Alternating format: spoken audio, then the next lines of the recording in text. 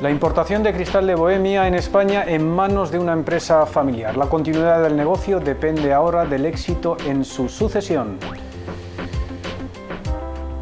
¿Qué tal? Bienvenidos a una nueva edición de Finanzas Personales. Un día más hablamos de la empresa familiar, de los retos a los que se enfrenta para pasar el relevo del negocio de generación en generación. La importación del cristal de Bohemia es uno de esos negocios familiares que crece con fuerza en nuestro país. La mayoría de las empresas familiares que existen en España deberán afrontar el reto de la sucesión o cambio generacional en los próximos años. Enseguida hablaremos con nuestros invitados sobre este tema. Antes, como siempre, les recuerdo que cualquier consulta que nos quieran hacer sobre sus finanzas personales lo pueden hacer a través del buzón de voz 917009646. También lo pueden hacer a través del correo electrónico bloombergtv@bloomberg.net. ¿Quién no tiene en su casa alguna pieza de cristal de Bohemia? En esta región de la antigua Checoslovaquia está la industria vidriera más importante del mundo. Emersa se encarga de la importación y distribución de estos productos en nuestro país. Es una empresa familiar regentada por un matrimonio y sus dos hijos. Copas de cristal de Bohemia, vasos, floreros, bomboneras, vajillas de porcelana de Limoges. Aquí quedan cubiertas las necesidades de los anfitriones más exigentes. Hay hasta copas con nombre de rey. Esta copa, llamada Alfonso, fue encargada por el rey Alfonso XIII y la podemos ver en el Palacio Real, donde está expuesta. Es una copa totalmente hecha a mano, todo lo que vemos aquí es solo 24 quilates y es una joya para la vidriera de Moser, que es de donde procede. Desde su fundación en 1967, Emersa se ha dedicado a la importación y distribución de cristal y porcelana de Bohemia. Como cliente importante somos proveedores de la Casa Real con los artículos de Moser, que es el cristal de los reyes, considerado el rey de los cristales. Los propietarios recuerdan que en sus orígenes tan solo trabajaban en el negocio 5 personas, ahora superan la treintena. A partir del año 1990 el crecimiento fue bastante grande debido a que se quitaron las limitaciones que había habido hasta ese momento con los contingentes, porque hasta el año 1989, como eran países comunistas, existían los famosos cupos. Emersa factura en torno a 20 millones de euros anuales, cifra que igualmente espera alcanzar en 2002. Para Pedro Macías, el principal problema de la empresa familiar es la sucesión. Yo creo que los hijos, para que se inicien en los negocios familiares, cuando aparecen en el negocio deben de pensar en que no tienen que empezar desde abajo, tienen una gran suerte en las empresas familiares porque tienen un recorrido ya hecho. Entonces tienen que empezar desde el punto donde se les coloca y simplemente lo que yo creo que se les pide a los hijos en las empresas familiares es mantener los negocios o aumentarlos. Es el cometido futuro de sus dos hijos, que ya trabajan en el negocio. Con los estudios que he adquirido en la Facultad de Marketing, creo que voy a aportar nuevos conocimientos para estrategias de mercado, para estrategias de ventas y enfocarlos directamente al producto del cristal. Pues voy a aportar las nuevas tecnologías, la adaptación a las nuevas tecnologías de esta empresa. Estudio empresariales y marketing. A medio plazo no descartan crecer y abrir nuevas filiales de distribución del producto cristal y porcelana de Bohemia. Bueno, pues está hoy con nosotros Pedro Macías Gómez, presidente de Emersa, presidente de la asociación Regalo Fama también.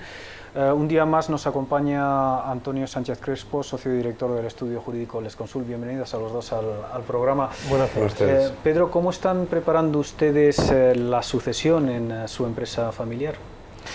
Bueno, es un poco difícil, ¿no? Pero estamos tratando de que nuestros hijos se incorporen al negocio día a día y poco a poco, ¿no?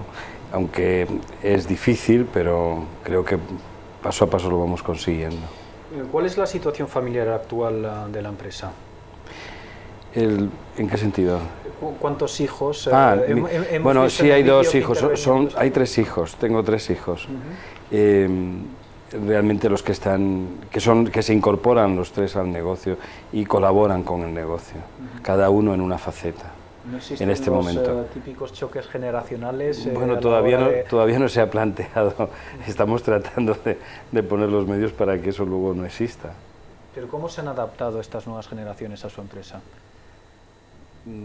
Bueno, o sea, en principio lo toman muy bien y es una cosa que es fácil, aparentemente, de incorporarse. ¿Por qué? ¿Porque se lo encuentran ya casi todo hecho? Lo encuentran una gran parte hecho. Los hijos. Y entonces lo que no hay que poner es cierto cortapisas, ellos tienen que integrarse, ¿no? y decidirse a meterse en el negocio. ¿Cómo se presenta el futuro? ¿Es usted optimista para que el negocio permanezca en las manos de la familia? Yo creo que sí, yo soy optimista por naturaleza y por lo tanto espero que sí, espero que mis hijos me hagan caso y lo entiendan. ¿Pero hay una voluntad de cambio? ¿Van a dar ustedes entrada a algún asesor externo, consejero externo?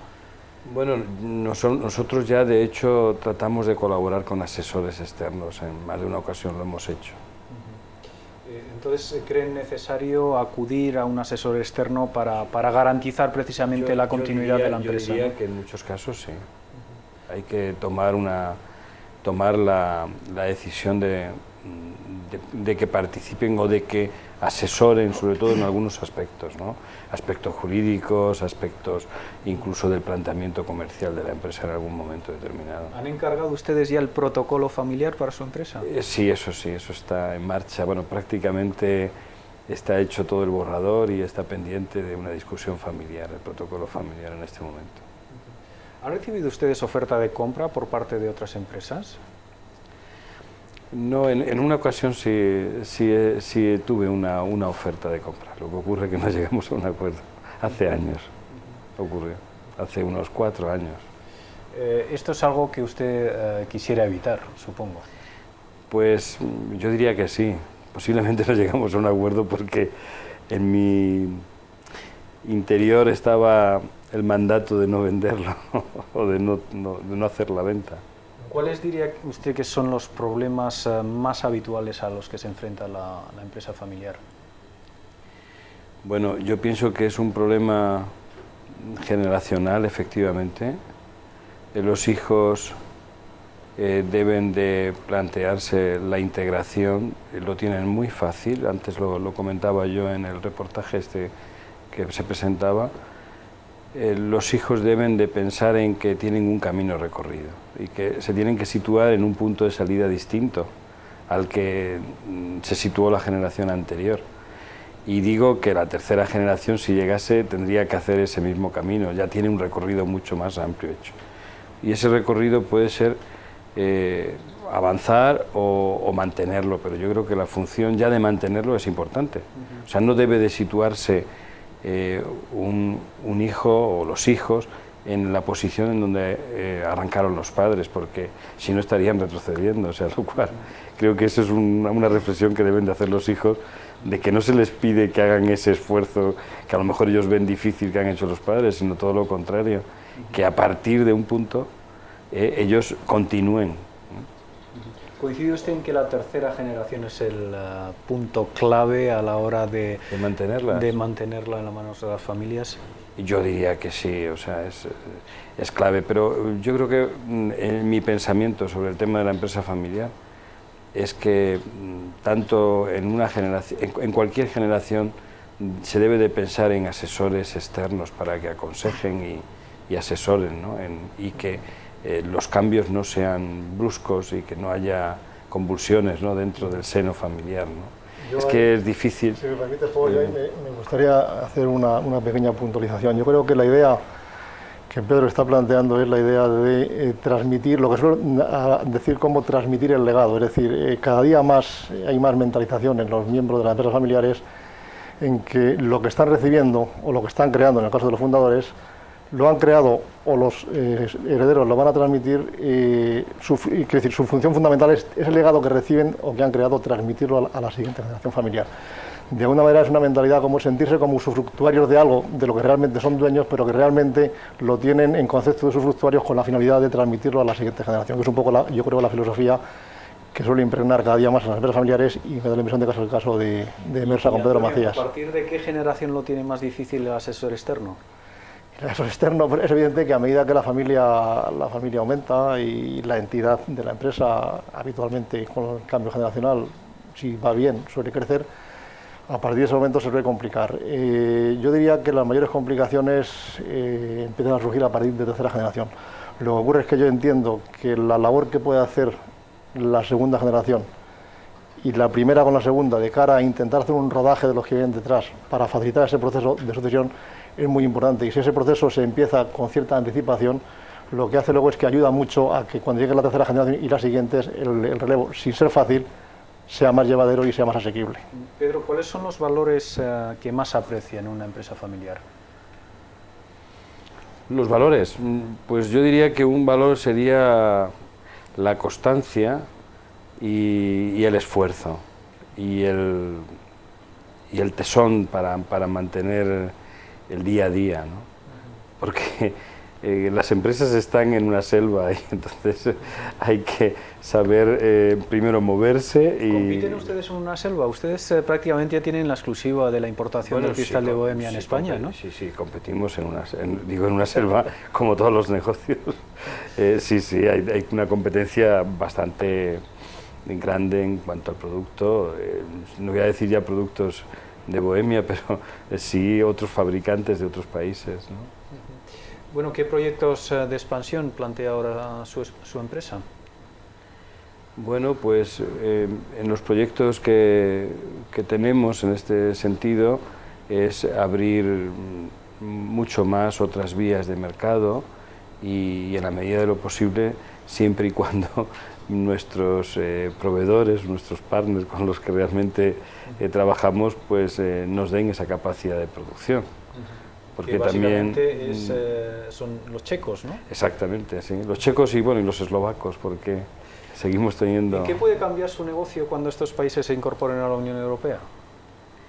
Pues yo diría que en nada, en este momento en nada. Sigue prácticamente esa situación está salvada y hoy en día las compras el comercio es totalmente libre. Yo creo que incluso hasta podrá llegar a beneficiar, ¿no? Para que sea todavía más fluido, pero prácticamente podríamos decir que en este momento la situación es totalmente fluida, como si estuvieran en la comunidad. Pero ahora no tienen que hacer frente a aranceles. No existen, no están en el caso nuestro de los productos están exentos. No hay aranceles. Bueno, el cristal de Bohemia es, digamos, su negocio principal en Emersa. Están diversificando más el tipo de productos. Se centran en lo que es la importación, no en la fabricación. Bueno, nosotros pensando en la fabricación tendríamos que pensar en montar una fábrica en España, que podríamos hacerlo con la colaboración de los checos. Eso no se ha planteado. Podría ser interesante porque en España desgraciadamente no tenemos industria en cuanto al vidrio y al cristal de mesa, ¿no? Y de adorno. Hay hay industria pero muy reducida, ¿no? Bueno, hemos visto y oído en el reportaje que uno de sus clientes es la Casa Real. Sí, es el patrimonio nacional.